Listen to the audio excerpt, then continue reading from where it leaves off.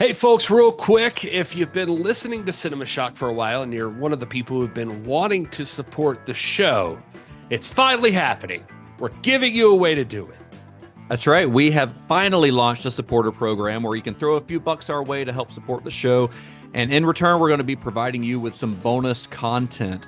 If you've missed segments of the show, like the further viewing and somebody needs a nap, well, you are in luck. We'll be releasing extended episodes that will be exclusive to our supporters that will include those segments plus some other ones, mystery segments to come down the line as bonus content within the episode. And don't worry, our tiers start at only $3. That's like giving us each $1 or 100 pennies. In addition to those extended episodes, we'll also have exclusive video content, merchandise discounts, and more. Yeah, so just head to cinemashock.net, click on support, sign up now, and be excellent to each other. How's that for a slice of fried gold?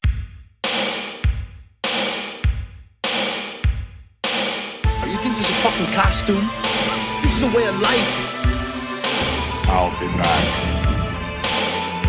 Just a flesh wound. I'm not gonna hurt you.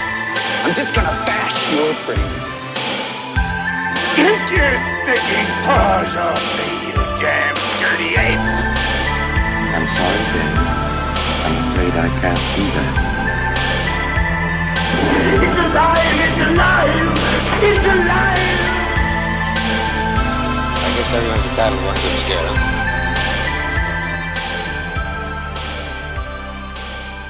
Todd's twirling his finger like he's the goddamn director. Look at this guy. I'll step up and do it.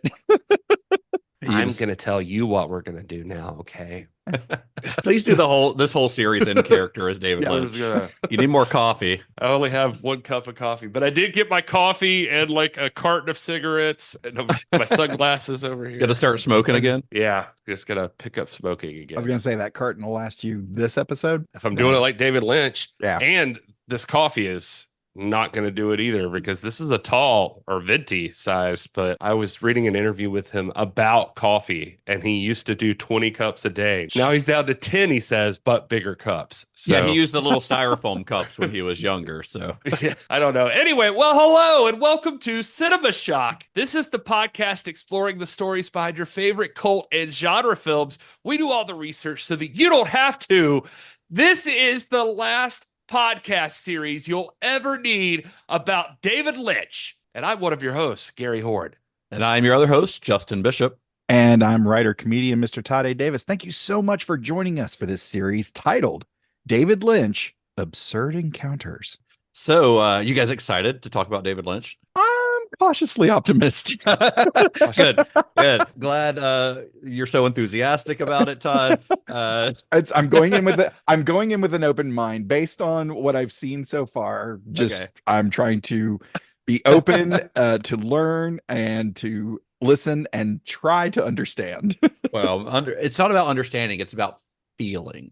It is, yes. Feeling. That's the vibe I got so far. Yeah. So anyway, I'm personally very excited about it. As I mentioned in our last episode, this is one that I've been wanting to do forever because David Lynch is in my top 3 favorite directors of all time. So I always, at any chance I will to talk about David Lynch, I'm going to do it. And now I get to do it on a podcast platform where people will hopefully want to listen to me do so. Time will tell. Yeah. Right before I got on recording, I was like just going through YouTube videos about David Lynch. And my favorite one was just like a 30-second one, like right before I got in here. And it was, now, if you're playing a movie on your telephone, you will never in a trillion years experience the film. You'll think you've experienced it, but you'll be cheated. It's such a sadness that you think you've seen a film on your fucking telephone. Get real. He does not want you watching movies on your telephone. I don't think you should either, honestly. I think I was going to say the reason I even bring that up again is that, or again, that's the first time I'll bring it up again. Just so Just I'm so- accurate. But I'm going all in on this. I'm doing the Lynch thing, and I recommend that you all do it too. I am like plopping myself down in front of my big screen TV in the dark, and I am watching these fucking David Lynch movies.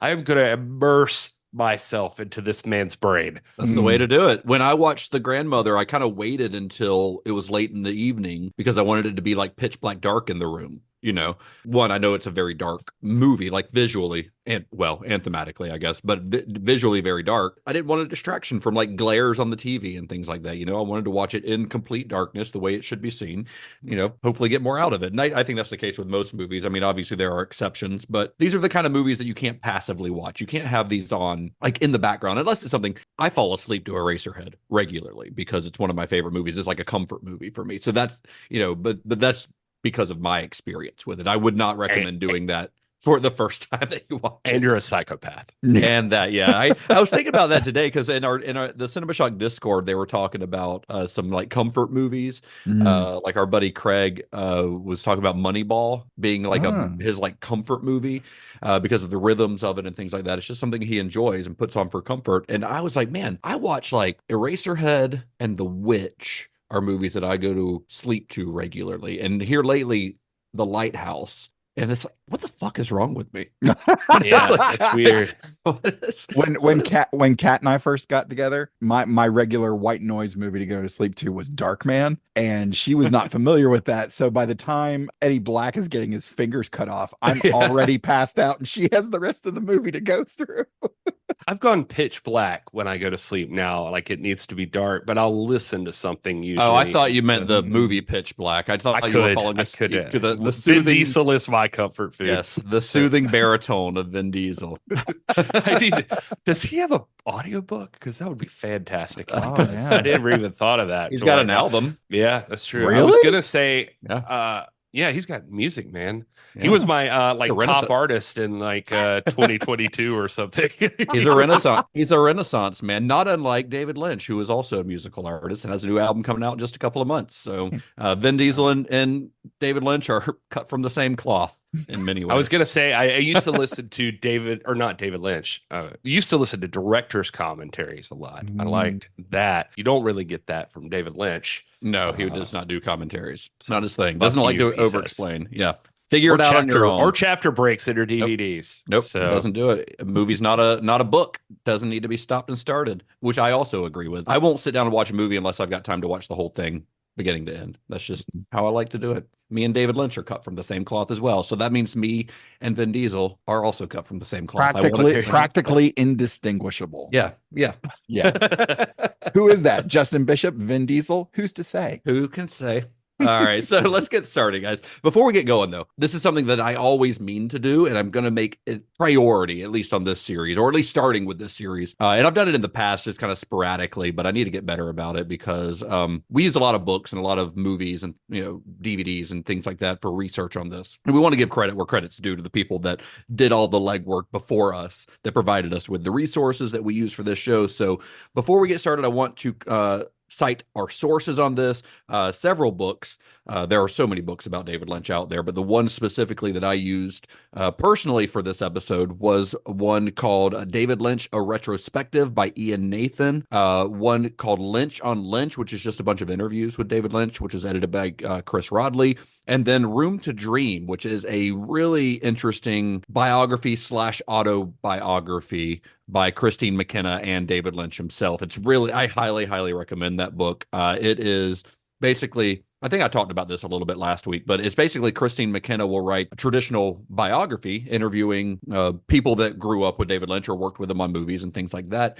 And then the very next section is David Lynch commenting on that same section of his life, sometimes commenting on things that other people have said in Christine McKenna's section of the book. So it's one of the most unique biographies I've ever read, and very, very entertaining. And we were talking right before this. Check out the audiobook of that if you want to, because it is both of them narrating in each of their parts. So it's kind of cool that way too. Yeah, I might have to buy that one for myself just because I think that would be fun to listen to. I also we used a movie called David Lynch: The Art Life, which we'll talk about a little bit more later on, and then the Criterion Collection's release of Eraserhead. which we're not talking about Eraserhead this week, but it does include all of the short films that are discussed here. So obviously that was a pretty important source for us. And that's it, I think. That's all of them. So if you're building a library of Cinema Shock books, you have a few to add to up there. So as you know, we're talking about David Lynch, the subject of this series. David Keith Lynch. David Lynch came into this world on January 20th, 1946. And although he was famously born in Missoula, Montana, Lynch moved to several states as a child thanks to his father's work with the Department of Agriculture. First, there was Sandpoint, Idaho, then a brief spell back in Montana before moving to Spokane, Washington, then Durham, North Carolina, then Spokane again. And then finally, the Lynch family settled in Boise, Idaho from 1955 to 1960. And it was in Boise where David spent the first of his formative years completing elementary school and junior high school there. Did you know I did not realize how old David Lynch was? I don't think I really understood that he was getting up there. He's pushing 80. Yeah, he's not a young man, but still so childlike. Sharp as a tack on any interview you see with him. He is not suffering from any kind of Joe Biden stuff. So whatever. David Lynch's parents were an exercise in contrast. His father, Donald, was kind of a country boy. He was born and raised in Montana, while his mother, Sunny, was a city girl. She grew up in Brooklyn. And these contrasts, and we'll talk more about this kind of later on, but these contrasts would manifest themselves in Lynch's work a lot later on. In fact, I had to write down this one quote from that book, Room to Dream, that I mentioned, written by Christine McKenna, describing Lynch's parents. She says, quote, "She was bred on the smoke and soot of cities, the smell of oil and gasoline, artifacts, and the eradication of nature. He lived among lumber mills and soaring trees, the scene of freshly mowed lawns, starry nighttime skies that only exist far from cities." And I wanted to use that quote because if you're familiar with David Lynch's work, not necessarily the stuff we're talking about today, but the stuff that we're going to be talking about later on from like Eraserhead and Twin Peaks, you can automatically picture what she's talking about here. Like David Lynch himself is an exercise in contrasts. That quote paints a very distinct picture. Yeah, like I said, she's a fantastic writer. Yeah. Another famous piece of the Lynch legend is his status as a scout. He joined the Boy Scouts as a kid, continued as he got older, mostly to kind of please his dad, then out of a desire to he didn't really care about it, honestly. He did it because his dad wanted him to do it.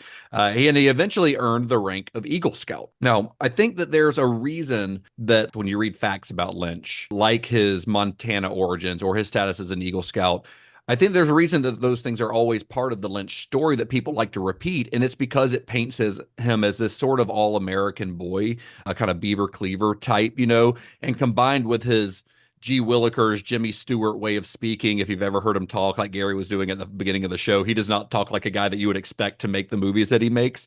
So this whole idea of this all-American boy who talks the way that he talks contrasted to the dark, twisted visions that are seen in his art, that's a very interesting thing to a lot of people. He's got a Sam Raimi vibe to his very, discussion. Yeah. He does. And I also can't help but think of David Cronenberg, who looks like this very buttoned up, he looks like a doctor. He looks like your dentist, but then he creates fucking Videodrome, right? So it's like, that's always so interesting to me. But to me, I think, with David Lynch, who better to expose the dark side of Americana than a boy who was, or at least seemed to be, the embodiment of it.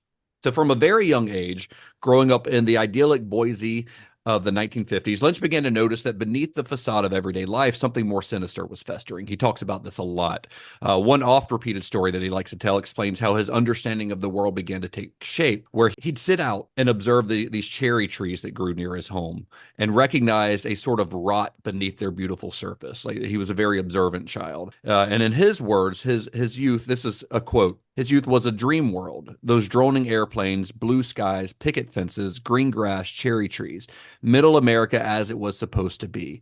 But then on the cherry tree would be this pitch oozing out, some of it black, some of it yellow, and there were millions and millions of red ants racing all over the sticky pitch, all over the tree. So you see, there's this beautiful world, and you look just a little bit closer, and it's all red ants." It's that kind of shit right there that makes me, when I first hear him, that I'm like, okay, this is going to be some pretentious bullshit.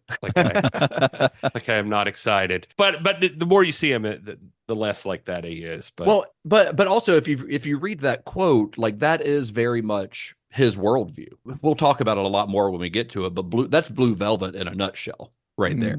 You know, that is his worldview. This like that everything we see is sort of a facade that is hiding something darker. And that's a point of view that it's going to manifest itself in his art, a talent that he was already beginning to develop. Although, like most kids, his art started out with typical kind of boy stuff. The war had just ended recently, you know, when he was born. So he was drawing airplanes and army tanks and guns and that kind of thing, you know. And his parents always encouraged him to pursue his art. His mother, who was actually from a line of artists and craftsmen, I think David Lynch's grandfather was like a cabinet maker who made these like cabinets with these really ornate locks and things on them. So he came from a family of makers, but his mother was especially encouraging. She would actually buy coloring books and crayons for David's siblings. But for David, recognizing his talent as an artist, she just supplied blank sheets of paper because she didn't want him to be limited by the pre-drawn pages. She thought that it sort of locked his imagination. Or she thought he was a special kid. Well, he is a special kid.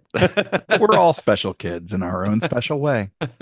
But David did have a happy childhood for the most part, although he did have a brief stint of agoraphobia.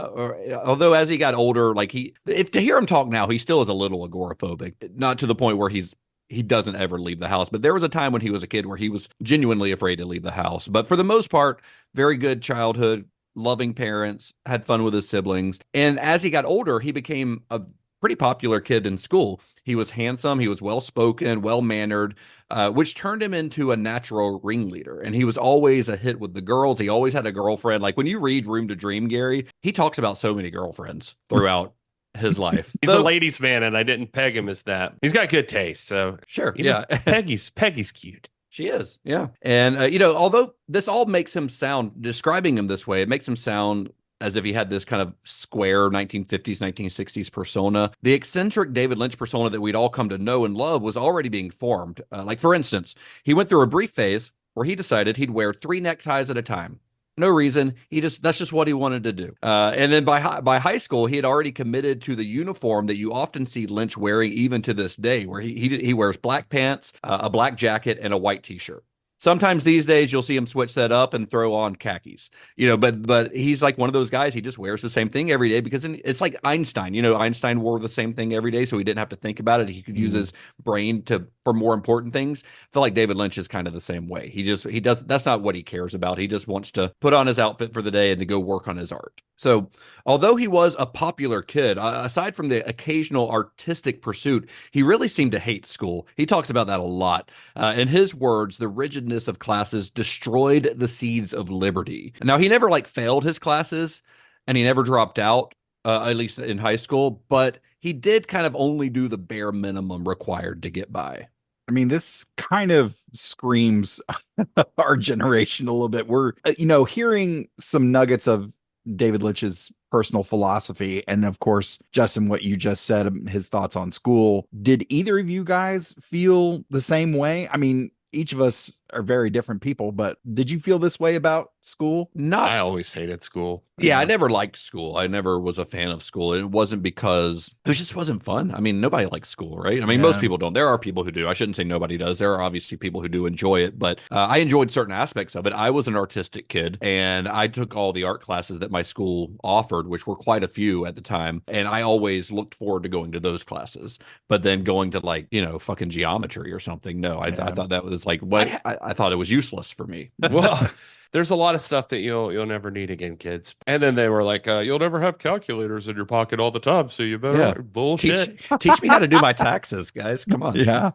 But I will say, I mean, I think my problem was mostly good. I was in the gifted program early, but then I started getting, I don't know I'm undiagnosed if it's the case, but maybe ADHD. I had a lot of trouble being still. Yeah. And not joking a lot and running around. I can see you being a class clown type. I was definitely not paying attention a lot of the time. And just bullshitting. I really had to be engaged with whatever the subject matter was for me to give any shit at all. At one point, my chemistry grade was too low for them to print on the report card. The report card just caught fire. Yeah, I was just kind of like, this is, no, we're not putting this down. And I think maybe because my dad had a desk job, and it seemed to do nothing but frustrate him. So I was just like, I'm not going to be someone whose life is determined by a number on a piece of paper. Right. So, of course, that means I struggled in school. For Lynch, I mean, you'll see too, like, I mean, I guess when you're an artist with his college stuff, art school he thought was a joke just because art schools, you're there to be an artist, do your art. But when they're not sit giving and you like be a lectured. linear like idea of, yeah, and it has to be a certain way. They want you to do certain things. I think he sees that as like pointless. Like, why would I do my art the way you're telling me to do it? So by high school, Lynch's family had moved once again, this time to Virginia, and he adapted quickly. Again, he proved to be popular among his new classmates. People just gravitated towards him. They always have. One of these classmates, which is a guy named Toby Keeler, described Lynch as one of the most likable people on the planet. And Lynch and Keeler, they became very good friends. I think they're friends to this day, assuming Keeler's still alive. I'm not really entirely sure, but I know that they were friends all the way until adulthood. And through that friendship, Lynch was introduced to one of the most important figures in his early life, which was Keeler's father, Bushnell. Bushnell Keeler would go on to be Lynch's first mentor. So Bushnell Keeler was this former company executive. He, had a desk job, like you were just saying, Todd, and he tired of this kind of steady corporate career. He knew that's not what he wanted to do. So he followed his muse to pursue art and eventually established himself as a fine art painter of some renown. Like, he made a career out of it. And this fascinated Lynch. The idea never occurred to him that art, which was the only thing that he really cared about, was something that he could actually make money doing. And Bushnell encouraged Lynch to pursue his art and even cleared out space in his own studio to give Lynch somewhere to work. Yeah, around this time, he really started this pursuit of what he called the art life, which came from this book he'll often talk about called The Art Spirit by Robert Henry. And we'll talk more about that, I think. But he says even now, he doesn't know exactly what the book had in it, or he doesn't remember exactly what it was about it. He just knew that he came away from it thinking life for him needed to be about doing art and smoking cigarettes and drinking coffee. Sometimes women came into it, but I guess that's good to have your goals in life. That's what he's done, though. He pursued that and still does all the way up until his 70s. So good for you, bud. I mean, he did it. He nailed it. That book also was given to him as a gift by Bushnell Keeler, I believe. The Art Spirit was the name of it, correct? Yeah. Yeah, Bushnell Keeler gave him that. And that sort of changed his life reading that, because he thought, hey, this is like describing what I want to do. This has given me like an outline for what my life should be. And like we said, he took it to heart. Lynch's early paintings were, by his own admission, fairly conventional. It's what he called street scenes in a bourgeois style. And there are a couple pictures of them out there on the internet. Not a lot of these early ones, but there are some. So you can look those up. I might throw them up on our social media probably at some point. But, even as a kid, David Lynch felt a pull to be kind of different. Sometimes he'd rebel. He'd go out and get drunk or smoke cigarettes or whatever. But more often, he'd find a creative outlet for this desire to escape or transcend normalcy. As author Ian Nathan put it, this was the creative process reframed as an act of rebellion. One of my favorite ways he puts it about like trying to find your particular voice, or like I think his quote, what's yours. He talks about these like early paintings and everything, and knowing, basically saying, I know my stuff sucked, but I knew that I needed to burn through it. So keep painting until you catch it. And that's cool. That's cool to have that, I guess, perspective that he knew like it's going to suck for a while and I just have to keep doing it. And I don't know. I think a lot of people would expect it to be good and give up or something. And that doesn't seem to be like ever what he thought. He was just like, I'm just going to keep doing stuff and throwing shit out there until I find what the right thing is. Yeah, I mean, I feel like it's because he's doing it for himself and not trying to please other people, which I honestly think extends a lot into his filmography as well. He's doing it. David Lynch has had a really interesting career where he's making really weird shit that somehow still connects with people and becomes commercial. He hasn't ever made anything with the goal of it being commercial, I don't think. So, looking at him trying to burn through all those early paintings, they say that about writers as well. You have ideas, go ahead, write them out, get them on paper. And those early drafts are going to suck. And, those first few years while you're getting into it's going to suck. Even stand-up comedy, like Judd Apatow famously said, as you're coming up in stand-up, you're not going to be good at this for 7 years. That's just the process of creating, getting up, working, editing, lather, rinse, repeat. It's going to take a while. Yeah. I love too a story there with Bushnell. Lynch seems to have had a pretty supportive family for the most part. And His dad had like certain rules, and one story he tells was like about coming home at 11 p.m. every night, and then one night he doesn't do it, and his dad gets pissed off at him, and they have a fight, and he talks about how bad of a fight it was that so much that his dad eventually says, "You're no longer part of this family," gets him depressed. But like Bushnell stands up for him and actually calls David Lynch's dad and takes up for him, basically saying, he's actually here and he's working. And Yeah, he's not like out getting drunk and goofing off. Like he's putting work in. Yeah, and he tells him like, I would be proud to have a kid that knew so well, like had a passion so much for something that they're just working really hard to get there. And all of that seemed to work for his dad, apparently. And then just he trusted him to do whatever afterwards. So by the age of 16, Lynch had his own art studio located in the Skid Row section of Alexandria, Virginia, where he paid his rent by working as a delivery boy for the local drugstore. And it was at this very drugstore that Lynch met the next person who would prove to be a major influence on his life and career, and that's Jack Fisk.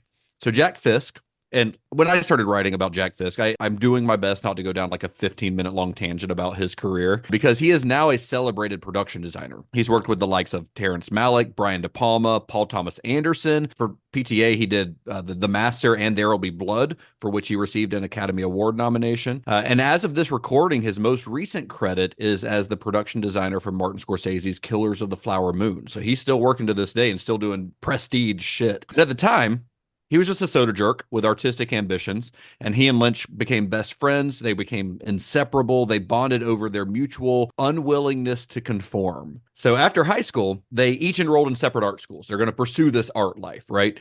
Lynch, he went to the School of the Museum of Fine Arts in Boston, and Fisk went to Cooper Union in New York. But they each ended up hating their respective schools and dropping out. And then a little while later, they decided they'd travel to Europe, where they'd spend 3 years. This was the plan. We're going to spend 3 years studying under this painter, an Austrian expressionist painter named Oskar Kokoschka.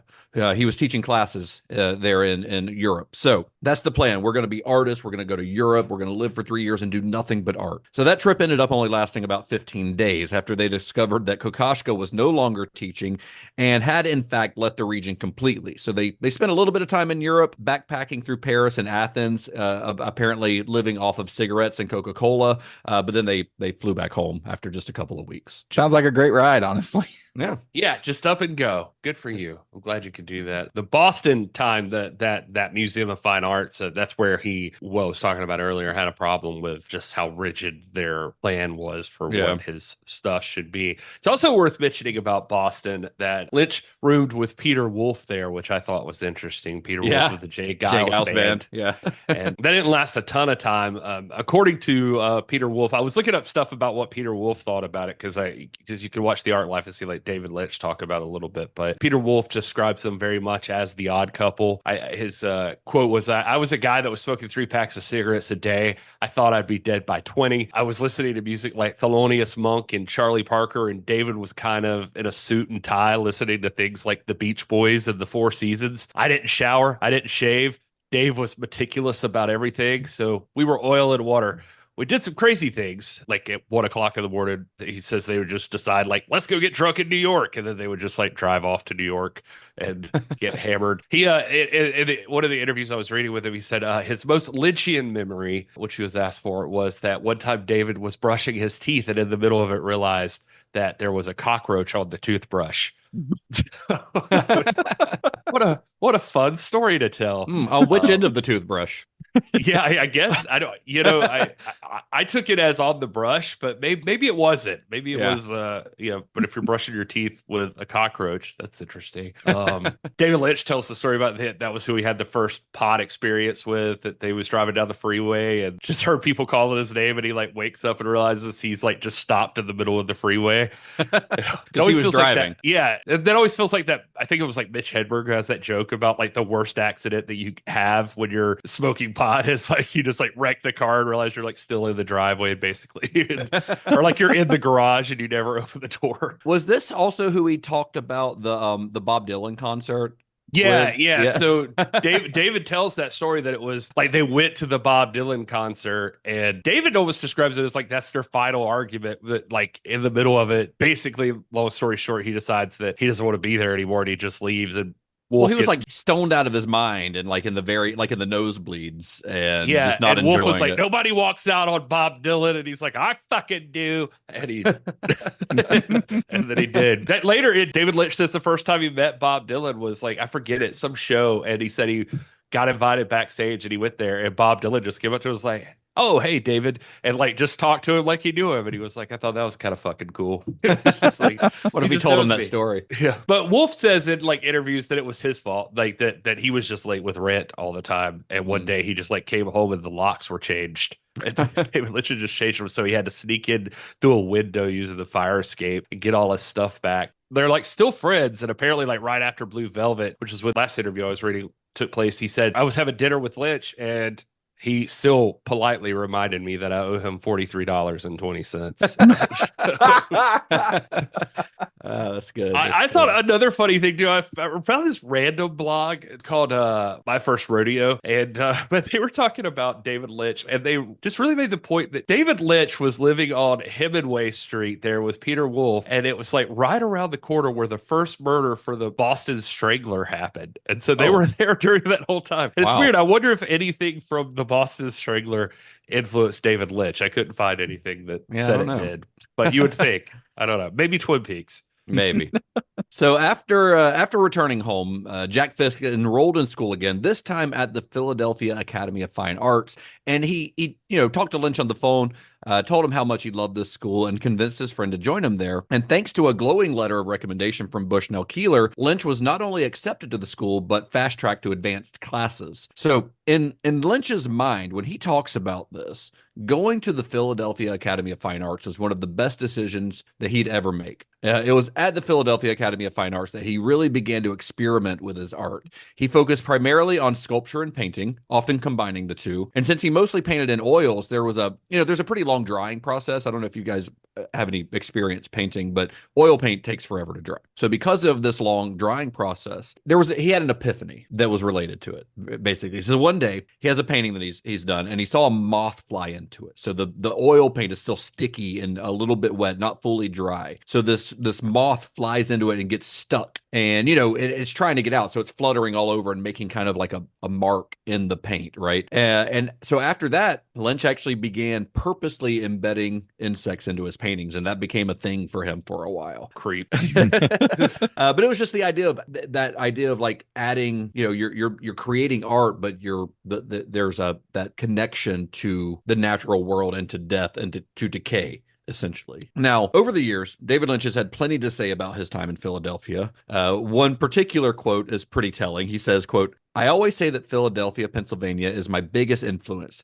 I was so glad that I went there, but it was a very, very bad place. To be fair, when he talks about Philadelphia, he tells the stories like he was neighbors with the freakiest fucking people in the world. There was like some chicken lady that thought she was a chicken. There was the lady that was rubbing her titties, talking about her nipples hurt all the time and like putting them in his face or something. I don't know. Maybe that was the same person. I don't remember. He has some weird stories. He had to be in a weird place in Philadelphia. Well, Philadelphia, I read about Philly at this time, and it was a very rough time for the city. There was a very high crime rates. There had been race riots a few years earlier, so there was still a lot of tension, and it was not a pleasant place to live. Especially, he was living in rougher areas because he was a poor college student. I don't think he's exaggerating. I just think that he just happened to be there at a time where things were fucking weird. I mean, this was mid 1960s, but even like 50, 60 years later, consider myself very lucky to have been able to do stand up in Los Angeles, New York, Atlanta, but also Philadelphia. And when anybody ever asks, where's your favorite place to play? Honestly, it's Philadelphia, and there's no other city like it. So, well, David Lynch hated living in Philadelphia. And like I said, the Philadelphia of the mid-60s was a city in serious industrial decline. Because it was in such a decline, it left just this urban sprawl where there were just blocks that were abandoned and in tatters. It was a city filled with racial tension, like I said, and a rising crime rate. It's a city that Lynch described as possessing an atmosphere of violence, hate, and filth. And in another interview that I read, this was one that later where he's looking back on his time in Philly, he says, I've said many, many, many unkind things about Philadelphia, and I meant every one. So he's still, to this day, he's still Not walking it back. This is a great time to let you know that I also work for the National Wrestling Alliance, and NWA 76, our biggest show of the year, comes to you live from the 2300 Arena in Philadelphia, Pennsylvania on August 31st. Get your tickets now at nwaliveevents.com. So, when I talk about all this, there's a reason that I'm going into all this detail about the places where Lynch grew up. And it's more than just as a biographical note. Obviously, it has, a lot of interest as a biographical note. But David Lynch, more than maybe any other director that we've covered, is highly influenced by not only his memories of childhood, but how the places that he lived made him feel. And feeling is something that you'll hear Lynch talk about a lot. When he creates his art, whether it's painting, music, or a film, he does so from a place of feeling more than from an intellectual place. It's why his work can often be described as dreamlike, because he's creating these things from a place inside him that's deeper than just his thoughts. Like it's coming from somewhere else. He speaks often about capturing an idea. That's what that book, Catching the Big Fish. That's what that's all about. Catching an idea as it floats by, turning that idea into something tangible. It's also why he refuses or is often unable to discuss what his work means, because there are sometimes where he himself can't explain it. He'll include elements into his films that he thinks just felt right. And he'll even tell you, like, I'm not going to explain what this painting or this movie means, because what it means to me is not what it means to you.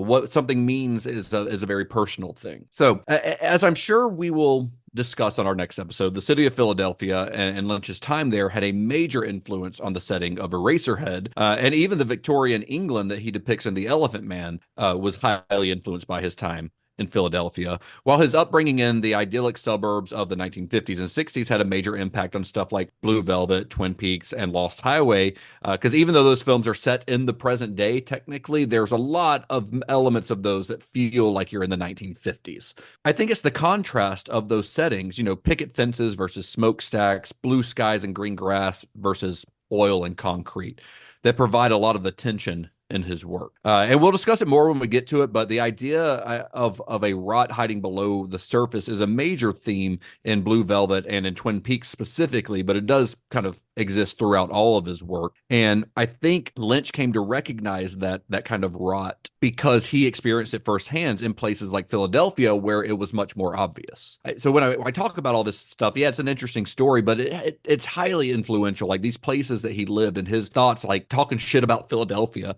and all the terrible times that he had there, like that Eraserhead might not have or would not have existed in the form that it does had he not gone through that, So this is all very important stuff that, like, nobody creates art from a void. It all comes from your experiences. And these are the experiences that led to what we see in his films later on. So David Lynch and Jack Fisk, they found an apartment together in Philly. This kind of goes to what Gary was saying, but it was in a less than ideal neighborhood. It was in a pretty rough area. The apartment was just catty corner to the city morgue. So those were his neighbors in a kind of a rough industrial part of town. And down the street was a joint called Pop's Diner, where Lynch and Fisk befriended the morgue workers, who would later invite them over. Like, hey, you guys want to come over to the morgue? You want to see the bodies we have? You want to take a look at the parts room? Which the parts room, I found out, is the part of the morgue where there are just body parts that they can't match up to the rest of the body. I don't know if this is a real thing. This is what he described it as.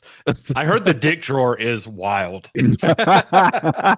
They keep it locked, or can anybody just walk in there and go and rifle through? Are they filed? Rifle through dicks. Yeah, you got to separate it by body part. Yep. Yeah, but I mean, like, are the dicks like separated in like Is that what files? that Offspring song is about? You got to keep them separated. That's it. The dick drawer. Yes. Okay. 100%. Yeah. All right. All making sense now. Yeah. So in early 1967, Lynch had another kind of epiphany while working on a painting one day, right?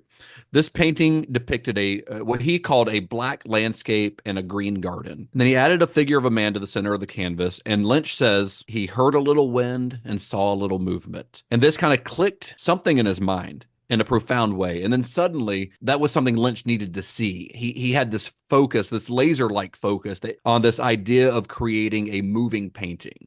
So something happened when he was making this, and he says, I heard a little wind, saw a little movement. That's not literal. Maybe he heard a little wind, but in his mind, he's like imagining this painting with movement. Then all of a sudden, that's an idea he can't get out of his head. He's got to create something. So he discussed this idea with a fellow student named Bruce Samuelson, whose work Lynch admired. They'd planned on combining their respective painting styles into the work. I think Samuelson was doing something like he had what Lynch called really fleshy designs in his paintings, whereas Lynch was working on mechanical women, like women there were made of typewriters and things like that. So they were going to combine this like mechanical and flesh thing and turning it into a moving painting of some sort. But that project fell through. And Lynch decided to still keep working on it. He continues to develop this idea by himself. So he goes to a store in downtown Philadelphia called Photorama, and he bought a 16 millimeter camera there. He didn't know anything about cameras, didn't know how cameras worked, didn't really know much about photography or anything at the time. He just told them that he needed this camera to be able to expose one frame at a time. And the Photorama staff, he gives them a lot of credit, because he's like, it wasn't the best camera shop in the world or anything, but it's like they taught me how to use a camera. They walked him through the basics of using it and how to create essentially a stop motion animation. And then Lynch created a sculptured screen measuring 6 foot by 10 foot on which the final film would be projected. And he and Jack Fisk began shooting the project in an abandoned room in downtown, this hotel room, actually, in downtown Philadelphia that was owned by the art school. Again, he does not know a thing about filmmaking. He knows the camera doesn't need to move, needs to stay still. So he tapes the 16 millimeter camera to the bottom of a dressing table so that it's stable. And he takes single frame shots while Lynch animated the painting. So he's painting a little bit, take a shot, paint a little bit more, take another shot. And then he added 3 plaster casts of heads. Now, one source that I read, it might have been Room to Dream. They said that the cask, 2 of the casks were of Fisk's head and then 1 from Lynch. But in another interview I saw with Lynch, he says that they were all 3 his. And we're looking at them, it's hard to tell because they're making weird faces and it's really hard to tell. But either way, it's either all David Lynch's faces or it's him and Jack Fisk's faces on this sculpture. They're like life-size plaster casts that were added onto this sculptured screen. So to finish the whole thing off, Lynch recorded a 1-minute siren loop that would act as the film's soundtrack. And the final cost for this short was about $200, which is almost $1,900 today. So it cost him a lot of money to make this as a, impoverished college student. The final film was titled, I hesitate to call it a film, but the final project was entitled 6 Men Getting Sick 6 Times. And if you haven't seen it, it basically consists of a 1-minute animation looped 6 times accompanied by the aforementioned siren wailing. It has no narrative whatsoever outside of what's explained in the title. It is 3 men look like they throw up at some point. And it's less a film than it is an animated painting. It's a sculpture. It's an art installation. I guess that's the best way to call it, an art installation, which depicts 6 abstracted figures appearing in outline. Their internal organs become visible and their stomachs fill with a brightly colored substance which travels up to their heads, causing them to vomit. That's what it is. And it's almost like you're at Stone Mountain, Georgia, and instead of like Confederate soldiers, it's just some guys throwing up. So it's like the laser show. It's really wild though. And before I get into my thoughts, I remember watching this week. I mean, I'd seen this before, but when I watched it for this, I was like, oh, I should have warned them that this is not really a short film. Like this is, and I was watching it going, what the fuck is Todd? Todd's going to go, what am I getting myself into? So I have to ask. It's even weirder too, because I imagine like the concept itself is pretty cool. It's an interesting idea that you can't see it the way it was originally intended.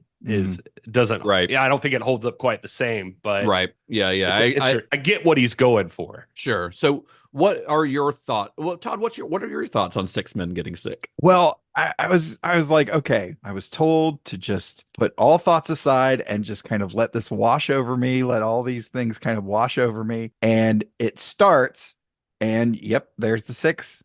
And there's the thing, and they get sick. All the while, this siren is going off. Now, it's blaring, you guys have been to my house, and you know that the TV's on one end. Kat's office is at the other end of the house. She's in there working, and I start watching this, and I don't know, 10, 15 seconds in, I hear her going, "What is that?" I know, and all I could think to yell back was, "It'll be over in a minute." Tell her it's 6 men getting sick. Yeah, that's exactly what it is. Yeah, exactly. And I was just kind of, and maybe it's because my brain is so geared for comedy. It's just kind of like, okay, comedy works in 3s. So when it happens, I was just kind of like, okay. And then we're going on to the second set, and I think there are a couple differences from the first round to the second round. I was just kind of like, okay, so it's slightly changing over the course of this thing. We get to the third round, and I was like, all right, and again, some subtle differences and everything. It's on and a loop. Yeah, There aren't any differences though. There aren't any visually. It's 1 minute. Oh, okay. And then it loops over again. Okay. I mean, the Blu-ray, I think it's like 4 or 5 minutes long or something like that. But it's roughly 1 minute of footage that's just looped over and over. So what was happening is you were noticing different things, which is part of the point of an installation that is repetitive like that. Very interesting. Very interesting. Yeah, but when it got to the third one, I was just kind of like, okay, and that's nope, there's another one. All right, here we go. Here's round 4. Okay, that's it. Nope, one more time. All right. So by the end of it was just kind of like, are we sure this was only a few minutes? Yeah, well, I think way longer. I think that it's important to note that Lynch was approaching this not as a filmmaker but as a painter. Right. And this is not really a short film. Unlike a lot of the directors that we talk about in the show, there aren't a lot of stories about Lynch having a childhood fascination with movies. I mean, he liked movies, but he wasn't like a movie kid, You may notice that, as we discussed his childhood, there wasn't really any mention of movies at all. Being a filmmaker wasn't something that he aspired to be. He wanted to be a painter. He wanted to be an artist. And as he would soon discover, it turned out that film just happened to be an artistic medium that he excelled at, but he didn't know that. But watching this, I've seen this short film several times over the years, but always on, DVD or Blu-ray. And like Gary said, I think it loses some of its impact if you're not seeing it as Lynch originally intended, which is as a 3-dimensional sculptured screen art installation. Although I do think that if you watch it and you try to picture in your mind that like in a gallery and that happening, because what they would do, it was at this showing at his school, and they would every like 15 minutes or something, they would turn all the lights off so that it could be projected and people could experience it there in the art gallery. If you think about it that way, you can get a little more appreciation of it. But just watching it on TV, I feel like it's a fascinating historical document of the very first thing that Lynch put on film. But it's not like something I would recommend to anyone to just sit down and watch. It's that's why it's included as a special feature on the Eraserhead Blu-ray. But when he made Six Men Getting Sick and the other short films that we're going to be discussing, he didn't really do it with the intent, at least these first couple, with the intent of being a feature filmmaker. He was simply following his artistic muse in the direction it took him, which in this case, he wanted to see a painting move. So the only way to do that was to create a movie. And it was weird. I was wondering like what the point of it was, which I get, again, I know everything he's doing. He's like, I'll leave it up to your interpretation, but this felt like very much a Dr. Malcolm thing where it was just like, you spent so much time thinking about if you could, you didn't stop to ask yourself if you should. Because it's just bros throwing up. I mean, it's cool. It's cool that very well done. That you have like the animation that you have, the idea of mixing the animation and the sculpture. That's a cool concept. It's just I don't know what other point it has except for some dudes throwing up. I'm sure it meant something to him. How's that for a slice of fried gold? Hey folks, Justin Bishop here. Wanted to pop in and let you know about an upcoming live event with Cinema Shock on Tuesday, July 16th in Greenville, South Carolina. We are once again teaming up with our friends at Gut Punch Cinema for another cult class screening. For the July movie, we are going to be showing Frank Henenlotter's debut Sleaze Fest Basket Case. If you are in Greenville, South Carolina, or in the surrounding areas, coming out to Coffee Underground next Tuesday, July 16th. Me and Gary and Todd will be there. We'll be introducing the movie, and then we'll be playing the movie for a live crowd. It's a lot of fun at these screenings. Tickets are $12 at the door. They're $10 in advance. You can get those by heading to cinemashock.net. Click on events, and you'll find a link there to buy your tickets. And we hope to see you then. How's that for a slice of fried gold? Six Men Getting Sick debuted in 1967. It debuted at this experimental painting and sculpture contest that was being held at the school there in Philadelphia.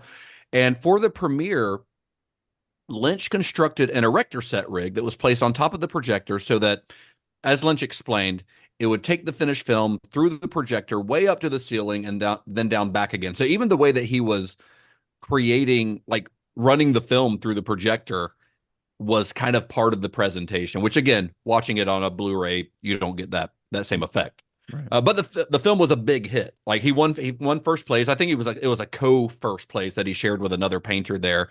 But it was a big hit among his fellow art students. And that encouraged him, but also like the cost, that $200, like I said, almost $1,900 in today's money. That's a lot of money to produce a single work. That was just too much. So he kind of thought that this whole moving paintings thing was not going to be a realistic artistic outlet for him. He's like, this was a good experiment, but this is not sustainable. Like, this is, if it's going to cost me this much money to create every one of these, like, I can't just keep doing this. So he was about to abandon this type of multimedia experiment when fate intervened. One of his fellow students, a guy named Barton Wasserman, who had been born to a wealthy family, he was a millionaire. He was so impressed by Lynch's work that he commissioned Lynch to do another display for his own home. Like, he wanted Lynch to create something like that so that he could just display it in his house and he could have the sculpture up, all the time. And then when people came over, he'd have a projector in the living room and hit a button and it showed, dumb shit that rich people do. So, so he commissioned Lynch to create one for him. He offered him $1,000 to do it, which is the modern equivalent of about $9,400. So a big old chunk of money. And Lynch, of course, agreed. He was going to abandon this. If somebody offers you almost 10 grand to do it, it was like, yeah, I'll do it. Let's go. So he spent the next 2 months working on the project, and he spent nearly half of that $1,000, like over $400, to purchase a Bolex camera, only to find that when he went to Fotorama to have the film developed, the planned piece, which was to be this like live action animation hybrid projected in split screen, it was completely unusable. There was a faulty camera spool, and it had overexposed the footage, and it had not stopped each frame where it was supposed to stop. So it was just one continuous blur on the whole piece of film, just completely unusable, nothing at all. So he had to call this guy, Barton Wasserman, and tell him, sorry, this is unusable. I've wasted 2 months of my time and half of your money. But Wasserman kind of took the setback in stride. He told Lynch, he's like, hey, just use the rest of the remaining budget to create whatever you want. Just give me a copy of it, whatever it is. How's that for a slice of fried gold? Hey folks, Justin Bishop here. Wanted to pop in and let you know about an upcoming live event with Cinema Shock on Tuesday, July 16th in Greenville, South Carolina. We are once again teaming up with our friends at Gut Punch Cinema for another cult class screening. For the July movie, we are going to be showing Frank Henenlotter's debut Sleaze Fest Basket Case. If you are in Greenville, South Carolina, or in the surrounding areas, coming out to Coffee Underground next Tuesday, July 16th, me and Gary and Todd will be there. We'll be introducing the movie, and then we'll be playing the movie for a live crowd. It's a lot of fun at these screenings. Tickets are $12 at the door. They're $10 in advance. You can get those by heading to cinemashock.net. Click on events, and you'll find a link there to buy your tickets, and we hope to see you then. How's that for a slice of fried gold? So, during this time, while all this kind of artistic growth was happening, David Lynch's family was growing as well. And not long after he arrived at the Academy in 1964, Lynch began seeing another student there, a painter named Peggy Reevey. And in the late summer of 1967, not long after he had completed Six Men Getting Sick, Peggy found out that she was pregnant. So when the fall semester began about a month later, Lynch actually left the academy, and in a letter to the school administration, he explained to them that he was planning on pursuing filmmaking instead. So at the end of the year, Reevey left the school as well. The two got married the following January, so this is like January 1968. And a few months later, Peggy gave birth to their daughter, Jennifer. Using the money that he'd received from the families, from both of their families as wedding gifts, Lynch and Reevey were able to purchase a house in Philadelphia's Fairmount neighborhood for the price of $3,500. And it's a huge house, like 12 rooms, 3 stories, this enormous house for $3,500, which even, by today's standards, is not very much money for a house that size. $32,000, I think, was what I came up with on that. So a $32,000 house that is a 12-room, 3-story house. So as you can imagine, not the best neighborhood, probably. Not the property value wasn't great there. And he talks about how scary that neighborhood was. There was just rampant crime. The house was broken into the first time, only 3 days after they moved in. And during that time they were living there, they were robbed twice. The windows were shot out and their car was stolen. Lynch tells this one story where in the middle of the night, Peggy wakes him up. He wakes up and Peggy's face is like right above him, like looking as terrified as he's ever seen anyone looking in his life. And she's like, David, there's somebody in the house. There's somebody here. So he jumps up. I guess he's sleeping naked because he describes putting his underwear on backwards. And he grabs a sword that was given to him by, I think, Peggy's father or his father. It was like a gift, like a ceremonial sword that he kept under the bed as like protection.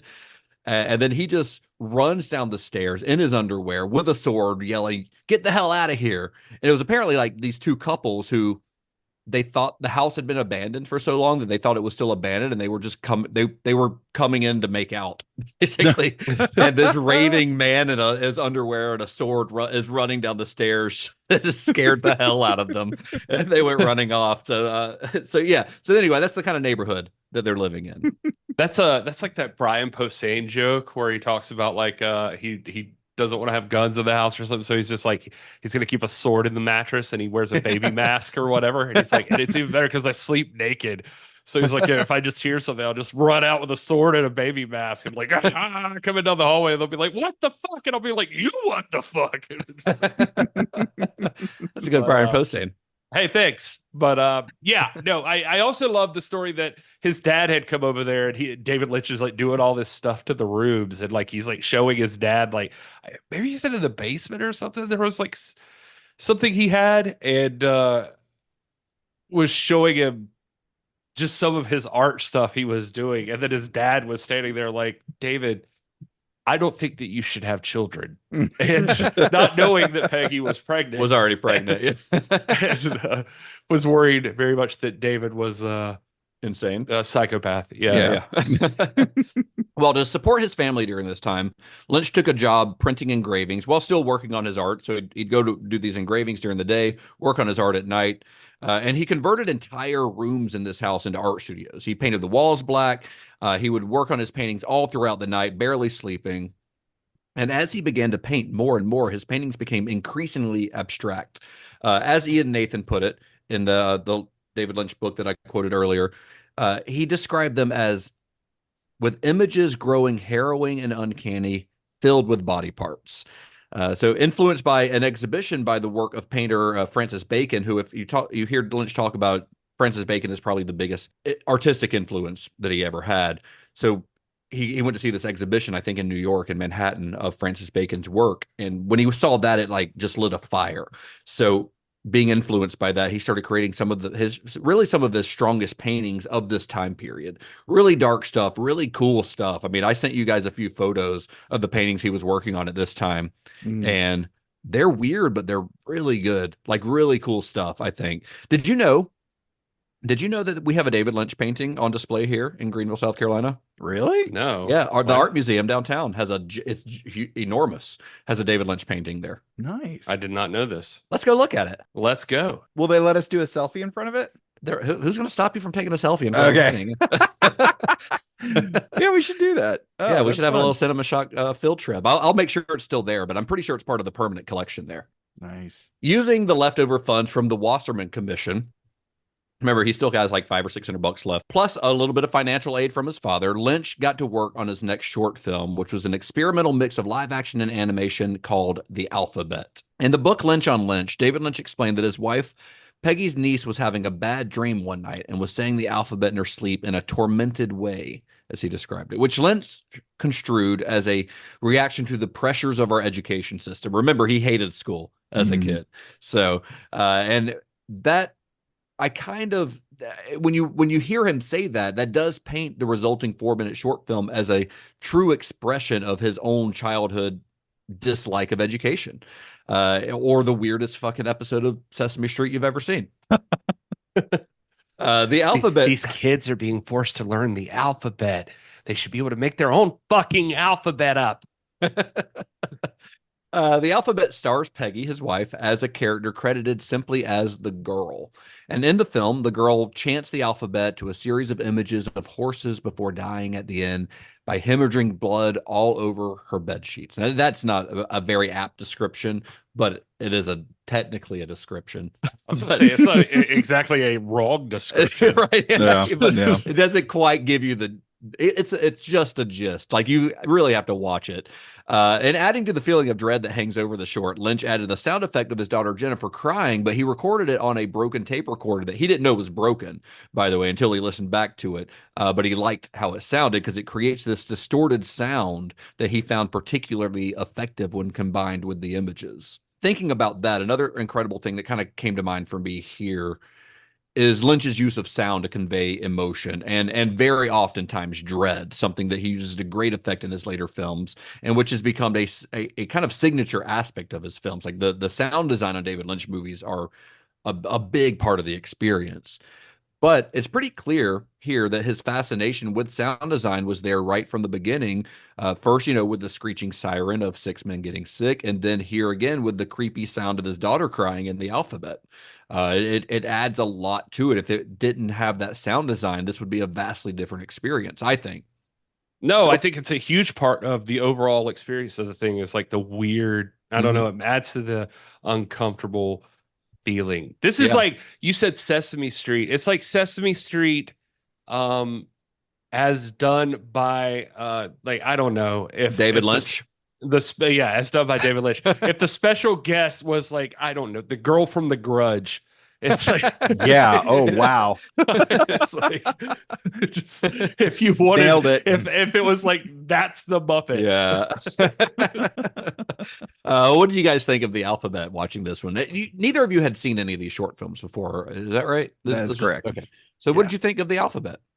Because I didn't know what to expect going from six men getting sick to the alphabet. I was just kind of like, okay, is he just going to present the alphabet in weird different ways? Or, and it kind of starts off that way. Yeah, like it starts off with that really cool like animation of the different letters popping up, which is a really cool little animation. Yeah, it's neat. And then we kind of move into this sort of weird, like it's like you're observing the girl having the dream, but also you're inside the dream as well, or the nightmare, I should say. Yeah. And it just kind of from both of those angles, you end up like completely immersed in this terror that is the alphabet. Yeah. It's interesting and knowing like what it's, I know you're just supposed to just take the experience, but you can totally see like what influenced it when I mean, you can kind of tell like the dread of the knowledge running through your head or something, what's being pounded into your head or something. But yeah, interesting. It's definitely warming you up for David Lynch. Yeah, I mean, it's definitely more of a, short film than Six Men Getting Sick was. It's a pretty cool combination of live action and animation. The animation style is really wild, I think.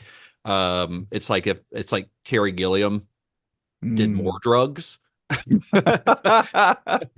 But it's cool. It's interesting to think about the guy who has limited resources being able to do this, and like this is what's coming out of his brain. Like he's able to pull it together and make it happen. Yeah, for like little to no money, and he's doing this like filming it, in his house or I think he filmed.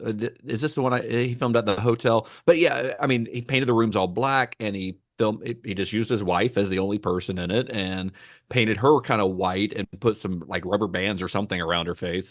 But what's interesting to me is like when he's creating something like this, he doesn't seem to be being influenced by any other work of art or film or anything. This is just his brain. Like this is his brain. This is what he is creating out of nothing.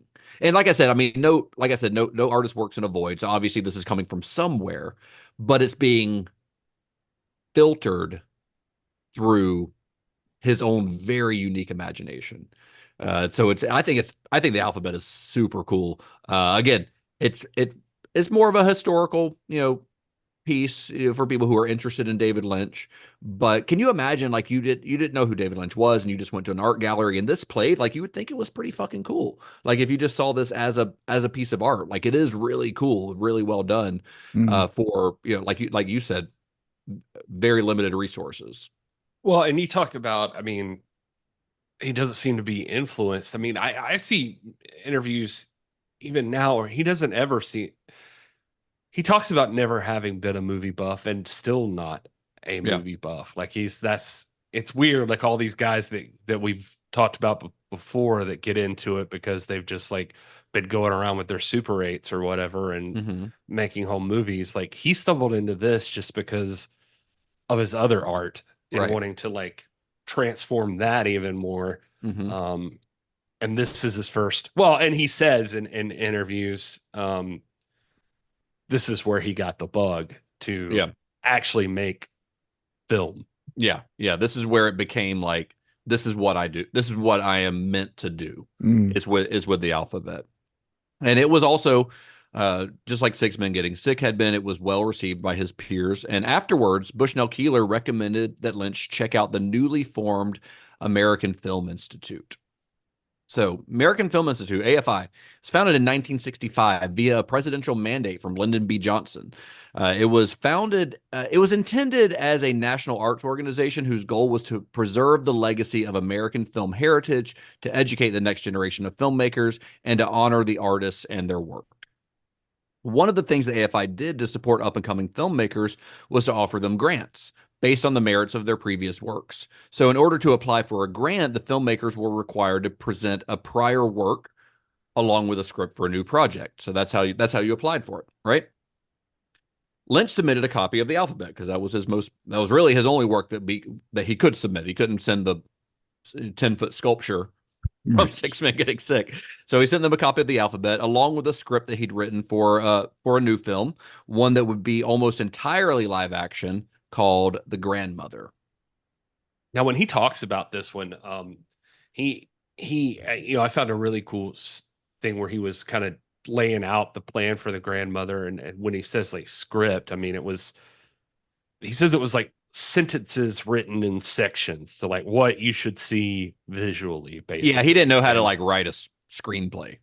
Right, exactly, and this is the cool part of this story, I thought, was just like to see this guy who's like seems so determined or just like has been pushing through and making all these things. He talks about how I think he said it was Bushnell who told him about it originally or something and convinced him to submit for the grant or whatever. Yeah, he told him about it because he had somebody that like one of his colleagues or maybe a relative of Bushnell's, like a brother-in-law or something, was like one of the founders or was involved in like the founding board of the AFI. Like he had some kind of connection to it. And I can't remember exactly what it was, but he had some kind of connection to it. So he's like, hey, you should check this out. Like this is a way that you could basically get the government to give you money to make a movie. Yeah, and he says he was like real gung-ho about it, but then during the process of like waiting on it, it was just kind of neat to hear him talk about that he was nervous. That he was actually, he said he started to get familiar with the other filmmakers that had submitted for the grants and stuff, and he was like, said he finally was just like, wait, I'm a fool. Like what am I doing? Yeah. And I'm not, there's no way that I'm going to get this. And Yeah, so I think Stan Brakhage had gotten a grant from them right before this, who was already an established experimental filmmaker. Like the first class of AFI included like Paul Schrader, people that you would know. So yeah, I think he felt a little intimidated as somebody who didn't really know anything about making movies. He was not established as a filmmaker at all. Yeah, and so he tells the story about the like him and his wife, like he's leaving for work or whatever, and they both tell each other like, tell me or call me if something interesting happens or whatever. And so, and then he says he's like at work and she calls, but talks to like his boss and doesn't even talk to him and just tells him something. The boss hangs up and says, Dave, you're gonna get a call in like 2 minutes and you have to answer it or whatever. And so he answers it, and it's these guys. Yeah, it's like George Stevens Jr. and Tony Villani, who were the heads of AFI. So what had happened is he had, when he had to put that submission, when he had to put in the application, he had to give them a budget, like what he thought that his short film would cost. The estimated budget that he requested was about $7,200, and like I said, he did not think he was going to get in. Then he got this phone call from Tony Villani and George Stevens Jr., and they asked him, they're like, hey, can you do it for $5,000? And he's like, well, yeah. Like he didn't think he was going to get the phone call at all. So if they're asking him to do it for a little bit less money, he's not going to say no. He's not going to say, nah, I'm not going to do it like for that much. He had nothing to lose. So like, yeah, let's do it for $5,000. And with that phone call, I mean, that phone call changed his life. That's a direct quote from him. That phone call changed my life, changed the course of my life. With that phone call, Lynch's future as a filmmaker was locked in, and he began to work on this short film. The final film clocks in at about 33, 34 minutes, and it revolves around a neglected boy who grows a grandmother from seed to care for him. And again, that is a very, very simple explanation for this short film. Yeah. Yeah, it's more what if Drop Dead Fred happened inside the further from Insidious. I'm gonna have different descriptions from Justin. That's my goal now. Well, once again, shooting in rooms painted pitch black and with minimal sets, Lynch cast people he knew in the film's 4 roles with his friends Virginia Maitland and Robert Chadwick. I think they were I think they went to school with him or something. They were cast as the parents. A neighbor, a kid named Richard White, played the boy, and Dorothy McGinnish, who had worked, she was like, when he was doing the printing engravings, at that job, she was like just a co-worker. She plays the grandmother. And so it's essentially Lynch and a bunch of friends getting together to make a little short film. Nice. It's pretty bizarre, but it does evoke, I felt myself just feeling sorry for this kid, and amidst as you're supposed to. Yeah. And even though like as he's going through these different things and the stuff is very bizarre, that I think that was the main thing, was just like, oh, this kid just wants someone to give him a hug. Yeah, his parents are shitty.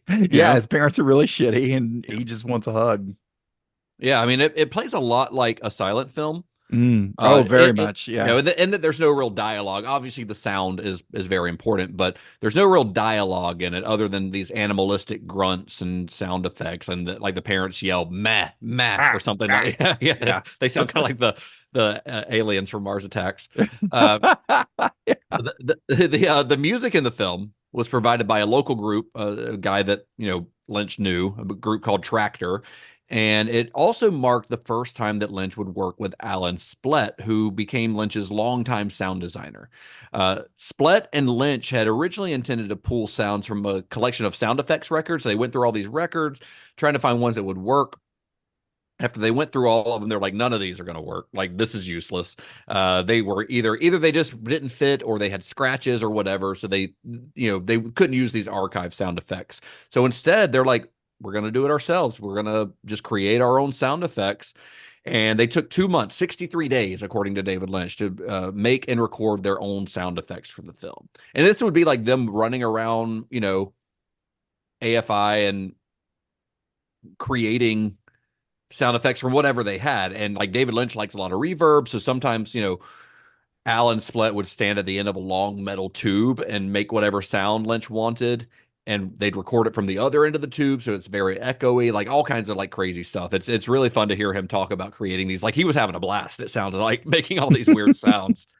So one of AFI's founders, Tony Villani, one of the guys who called him and offered him the grant in the first place, he visited the set of The Grandmother. It was still in production, but it was pretty close to being finished. And he was so impressed with what Lynch was doing, he actually offered an additional $2,200 to finish the film, which raised the budget to the original $7,200 that Lynch wanted, which is really good because I think at the time, like some of their sound stuff was like that they'd recorded, it was in the lab and they didn't have the money to pay for it. So they couldn't have got it out of the lab without that money. So it worked out pretty well for them. Villani also recommended that Lynch apply for AFI's new Center for Advanced Film Studies in Los Angeles, which is this new conservatory that they're creating. Lynch and Splett both applied for scholarships, and on the strength of The Grandmother, which won awards at several film festivals when it was released, they were both accepted, and Lynch would soon make his way to the West Coast, where he would start his career as a full-fledged filmmaker. So, Todd, you already mentioned a little bit about your thoughts on The Grandmother, but like, this is a true short film, right? Like more than these other ones, this is an actual short film. I mean, I think The Alphabet is too, but this one has like there's a narrative there. Yeah. There's weird stuff, and it's not all, you don't know what everything means, but you can follow it. I think that's the case with a lot of David Lynch movies, is that sometimes there's a lot of stuff in his movies that you're not going to know what they mean, but following the plot from point A to point B to point C is usually pretty easy. I think that's something that is a misconception about Lynch's work, is that they're hard to follow. Mhm. They're not hard to follow. They're hard to interpret. There's a difference Right. there, you know? Right. So there's always going to be stuff in a David Lynch movie where like, well, why is that there? What does that mean? But like following the plot is actually fairly straightforward for the most part. There will be exceptions. But for the most part, they're pretty easy to follow. And I think this is no exception. I think, like this kid has two parents. Why were the parents sprung from the soil? I don't know. But they treat the kid like crap. He pees his bed and they punish him for it. And he's not getting love and care from these people who are supposed to love and care for him. So he creates a grandmother who will love him. I mean, that's the plot. That's it. That's what it's about. Yeah, that's it. I mean, to be honest, it's kind of like,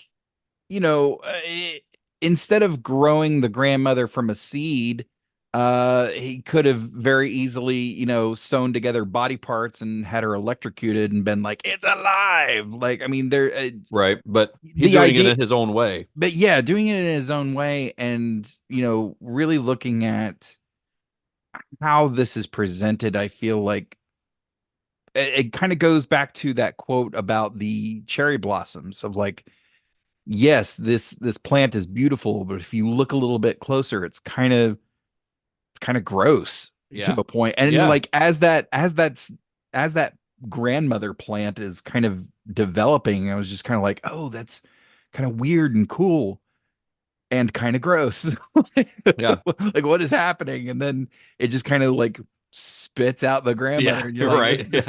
Okay, it's still very gross, but okay. I'm a little worried because I've got about 6 grandmas planted in my backyard right now, and I don't know what's going to happen now. I said these plants are going to come grandmas out onto the lawn. Oh, Gary. Did you not notice a theme even in the alphabet? I felt like there were like some points where there's some definitely felt like some semen energy. Oh, happening in there. Well, in this, the very first shot you see, I think it's the very first shot, but it's where you've got it's the animated part at the beginning. There are several animated parts throughout this short film, but at the beginning you have this little it kind of looks like a plant that snakes up and then lips appear on the end of it, and then a little white drop comes out, and that's what the parents are growing from. So that's clearly like, that's jizz. Yeah. That's what that is.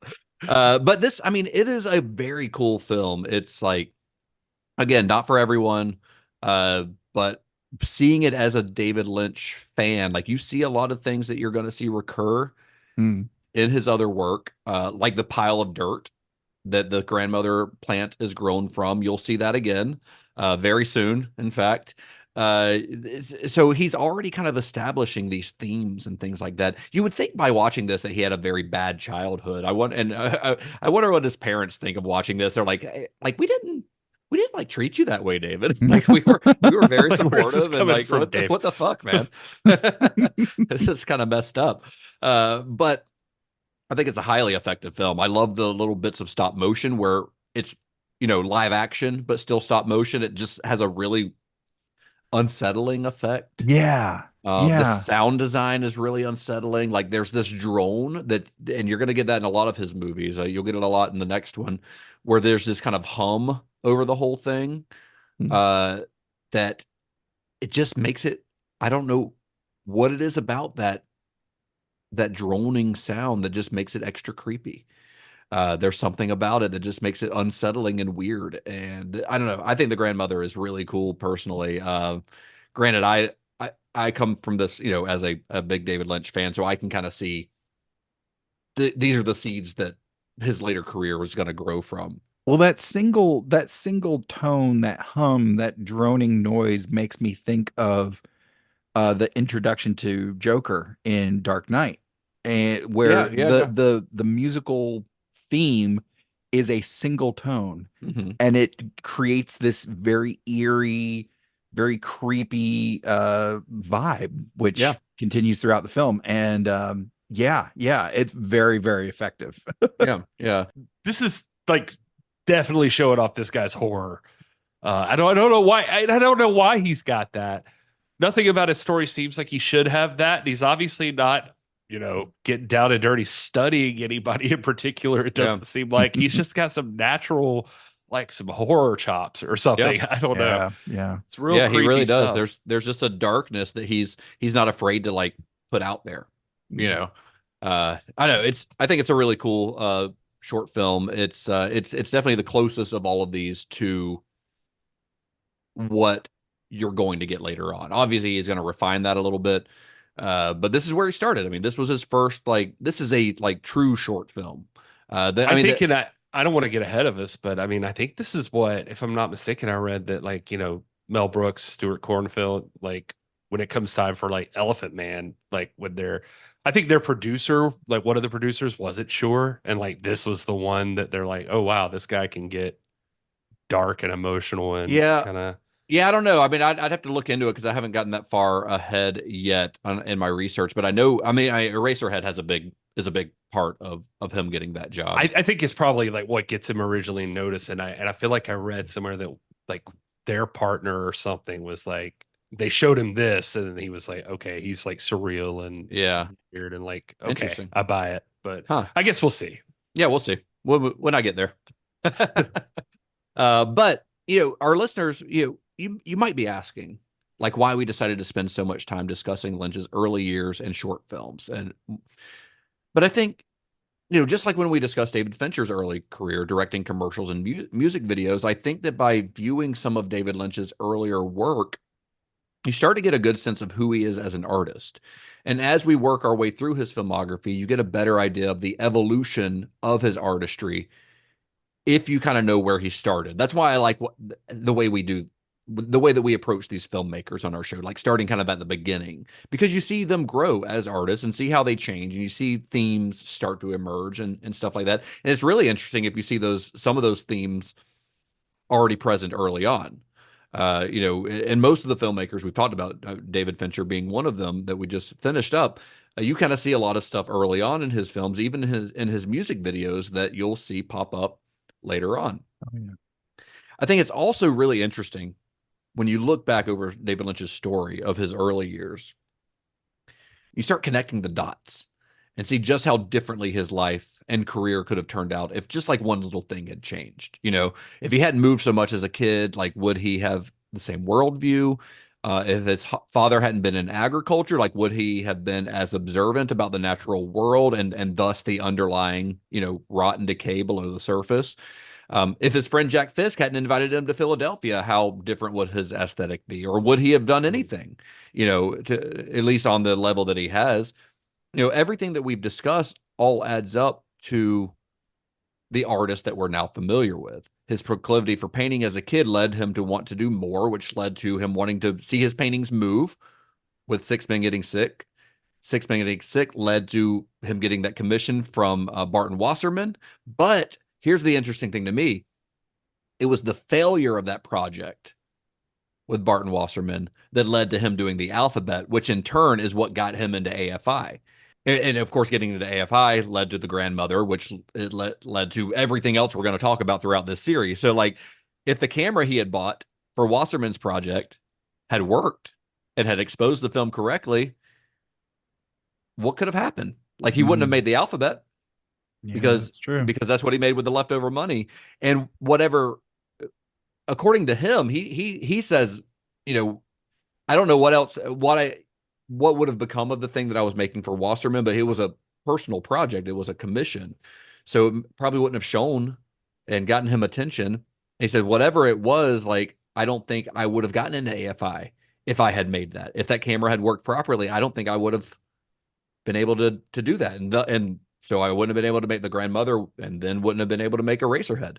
So it's all kind of interesting to explore his early years and just how it's just like in anyone's life. One little thing changes and the entire course of your existence is different, right? Yeah. You can almost hear him get emotional every time he talks about the grant. That he knows, that changed his life. He just talks about it. It sounds, he's I don't know if somber is the word, but he just always sounds like a very appreciative. Like, I don't know what would have happened if that didn't.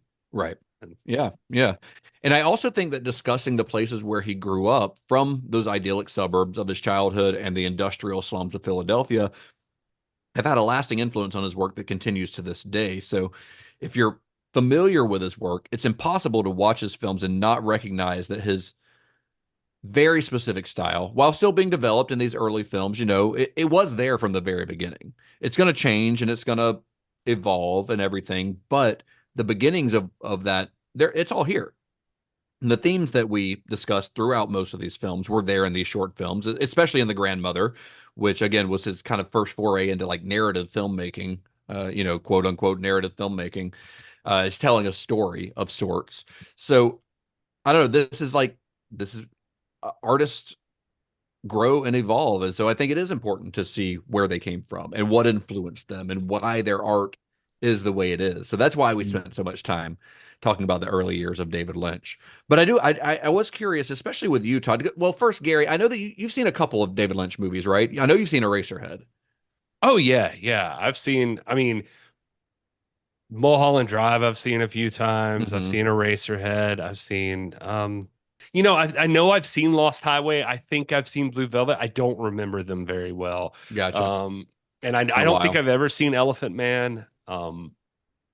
So I mean, I'm excited for it too. I know I've seen Twin Peaks. We talked about that, I think, Sure. but like yeah, I've seen some of his stuff. Well, when you watch these like short films, because you had not seen these, did you see like hints of things that are gonna pop up again in his films and the ones that you've seen? Like, do you see like hints of the films to come in these short films? Yeah, I think so. I Yeah. think even like Twin Peaks, just how weird certain instances are. And I think that, I think like the first time I saw Eraserhead, I didn't know what to expect. And then the next time I watched Eraserhead, I kind of had an idea of the vibe and I appreciate it a little bit more. And now I'm Right. looking forward to seeing it again. It's been Yeah. a few years or something. And so um I want to see how I take to it. I feel like, especially because like Eraserhead's got the dark tone to it, like visually, I mean, and you can kind of see that here in some Yeah. of this stuff. And just know it, I guess the cool part with the short films is like it gives you like I said it earlier, but like a warm up for what you're getting Yeah. into. Like Yeah. that just the vibe. David Lynch's vibe and what to look forward to. And it gives us a chance to say, maybe look for the feeling more so than Mhm.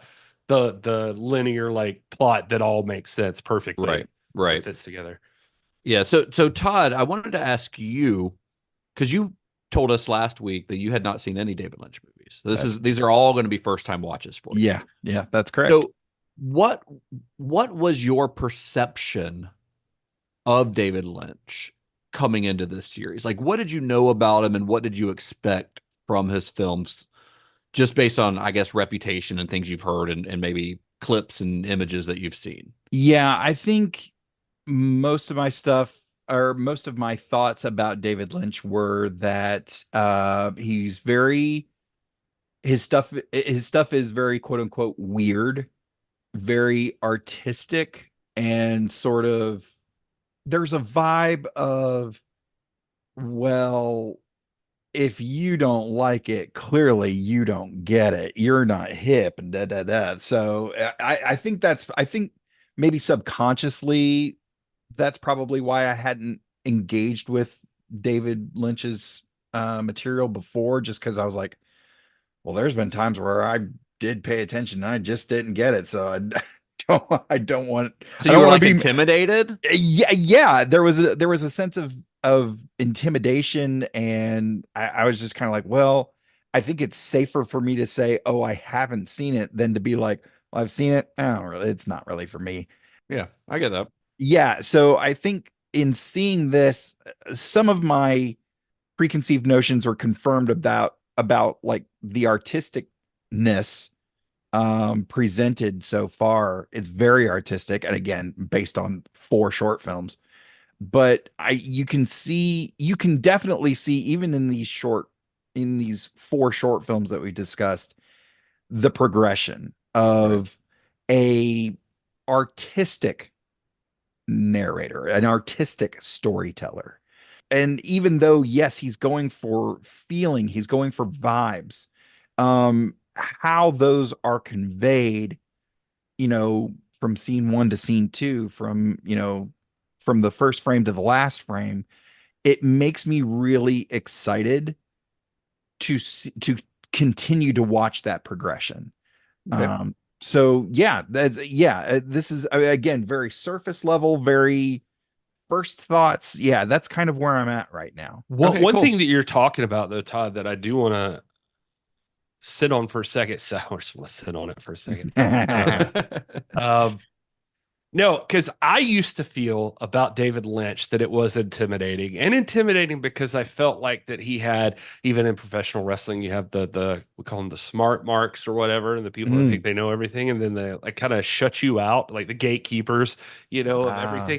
I always felt like David Lynch had that thing about him, not him, but the people that knew David Lynch had that thing about them. I felt like I think I said it jokingly earlier, very pretentious, but I always felt like there was this air of pretentiousness about David Lynch, getting into David Lynch stuff, that it felt like, oh, well, you don't actually know what was going on. Like it's almost like it's for cinephiles, but not for just regular ass people. Yeah, Right. you're a normie, you can't get this or something. But that ain't David Lynch. No, Like not David, at all. there's nothing about David Lynch that comes across that way. And the more you read about him, the more you watch interviews with him and everything like that, he's not that guy. I mean, he's just a guy making his art, and he's just very much seems like I'm just trying to do my art, man. I don't know. Like, I'm just like, and this is what I make. And I even took his originally, like, his idea of not wanting to talk about the meaning of something, or not putting the chapter breaks,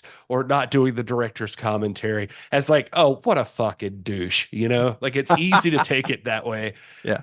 But that's not what he's doing. He's very much just like, I don't think that I should tell you what it's about, just because for me it's one thing, but maybe for you it's something else. Right. And you should feel free to make it about whatever you feel like it's about. And it's not because he's an asshole, just because he's like, no, I just want this to be a thing that exists and you enjoy it how you enjoy it. Yeah.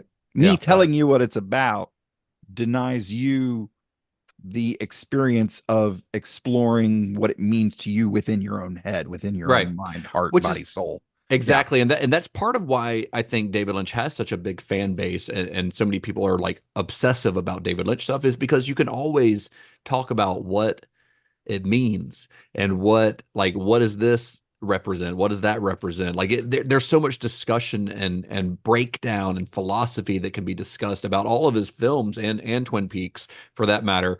And it encourages people to discuss the art in a way that they wouldn't be engaged with if he just flat out said, this is what I meant by it.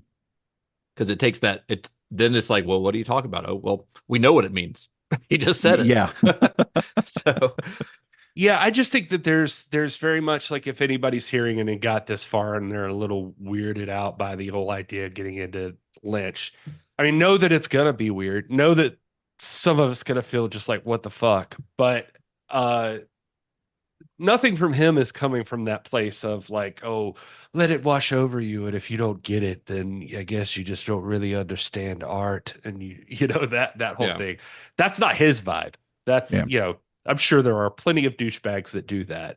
But you're supposed to just settle in, enjoy it, experience it, and what you feel that's what you feel. That's how it's supposed to work. So back, it's around 1970 at this point. He gets the call from the American Film Institute, or he gets invited basically or told, hey, you need to go out to our conservatory in Los Angeles. So that's what he did. 1970, David Lynch moved his wife and daughter to Los Angeles. Jack Fisk came along as well. He didn't come with them. He came a couple days later because I think he was in jail the day that they were moving, because he got busted with pot or something. I don't know, something little. But Tony And Tony Vellani and George Stevens Jr., who we mentioned them before, they were AFI's co-founders. They'd been so impressed by Alan Splett's work on The Grandmother that they actually hired him to not just come to AFI, but to be the head of the Institute's sound department. They're like, this guy is this good that we're going to just bring him on as in charge of all of this. So actually, by the time that they arrived in LA, he was already out there. He'd been out there for like a month already. So when he began studying at AFI, Lynch started writing a script for another film. It was called Garden Back. And it was an idea that had grown from a painting that he'd done. The painting's also called Garden Back. I sent you guys a picture of it. What's in that picture? Jizz again, it appears, but I don't know what it looks very cool though, whatever it is. So I don't know how this idea for this movie sprang from that very abstract painting. Again, I'll post these paintings on our Instagram and all that stuff, but that's what he says. It came from this painting. So Garden Back was planned not as a feature-length film, and not really as a short film, but as a medium-length piece. It's going to be about 42, 45 minutes long. Now, plot details on Garden Back are a little scarce. Lynch has been kind of enigmatic about it, as he often will be when discussing his films. He described the story as being, quote, about plant life, which drew upon the fiction of Kafka. So in his explanation, he said, when you look at a girl, something crosses from her to you. And in this story, that something is an insect, which grows in a man's attic, which mirrors his mind. Now, that doesn't tell me much. But from other people who have written about it, it's apparently a story about infidelity. And the infidelity is personified by this insect thing, right? So anyway, that's what it's about. Which is honestly like kind of some themes that we're going to see in our next episode anyway. But he spent most of his first year at AFI writing Garden Back, and the school even got him a meeting with 20th Century Fox. Caleb Deschanel, actually, who was a fellow student there at AFI, had some contacts at and Caleb Deschanel is going to be a player in David Lynch's story down the line. But he had some contacts at 20th Century Fox, and he got him in touch with them. And the studio was in the market for low-budget horror films, and Fox actually offered Lynch $50,000 to make this, with the stipulation that he doubled the length of the screenplay so that it would be feature length. And they wanted him to add dialogue and exposition, basically transforming it into something more conventional. And and he did this. He tried to do it. The revised script, though, was, according to Lynch, worthless. That's his word. He's like, this is not what I set out to make. They basically forced him to water down his art and to turn it into something that he did not intend to make. And he was so disenfranchised by this experience that he nearly quit the Institute completely. But he was actually convinced to stay by the AFI dean, a guy named Frank Daniel. Frank Daniel was so impressed by Lynch. He considered David Lynch to be like one of the best students at the school. So he did not want him to leave. So he kind of begged him and pleaded with him to, please don't leave. Like, we can let you make something else. And Lynch agreed. He agreed he would stay on the condition that he could create a project that would not be interfered with. Like, let me make this movie that I want to make. Nobody else can tell me how to make it or what they want it to look like. Just leave me alone and let me make this movie. But Garden Back, he kind of felt like, he said he thought it was wrecked, was his word. He's like, it's done. This whole experience has ruined this movie in my mind, and I can no longer make it, because it's like he had seen kind of the bad side of what it could have turned into, I guess, you know? So it kind of made him just like want to give up. And so he decided, I'm going to move on with something else. So when his teachers there at AFI asked him what he had in mind, his answer was pretty direct. He said, I want to do Eraserhead.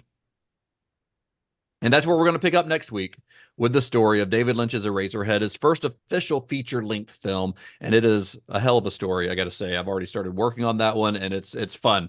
And I'm very excited because, first of all, I'm very curious as to Todd's thoughts on Eraserhead, but also Eraserhead's like my second favorite David Lynch movie, probably. Wow. I just adore it. I love it so much. So I'm very excited to talk about it. So that's what we're doing next week. Sweet. Yeah. I'm excited for it. Well, we'll get to that when we get to that. For now, where can you guys be found on the internet? I am at This Is Gary Horne. My show, Computer Resume Podcast, is available wherever you get your podcasts. We're covering the entire Star Trek franchise in chronological order. We just finished season 1 of Strange New Worlds, but we'll be back with some fun bonus content from this summer and my adventures in New York at Trek Long Island. And you can find us at Computer Resume on Facebook, X, Instagram, TikTok, Venmo, and Patreon. And I'm at Mr. Todd A. Davis on Facebook, X, Instagram, Letterboxd, and D&D Beyond, as long as they behave themselves. And you can find me at Justin_Bishop on all the things. The show is Cinema_Shock on all the things. We are, as we mentioned earlier, we are setting up a little supporter program. And we hope to have that launched by the time this episode comes out. So just go to cinemashock.net and you'll just click on support the show or whatever it says on there. It'll be obvious. So if you want to throw a few bucks our way, get some bonus content, get some discounts on merch.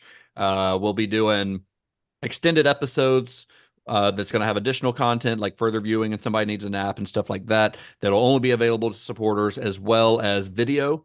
There's going to be a tier where you can get video. So if you want to see our ugly mugs talking, it's going to be like a raw, uncut, just like unedited, except when Todd pauses it because I say I got to go pee, but you'll get to hear me say I got to go pee. You'll get to hear all the ums that we edit out of the final product. They're all going to be in there.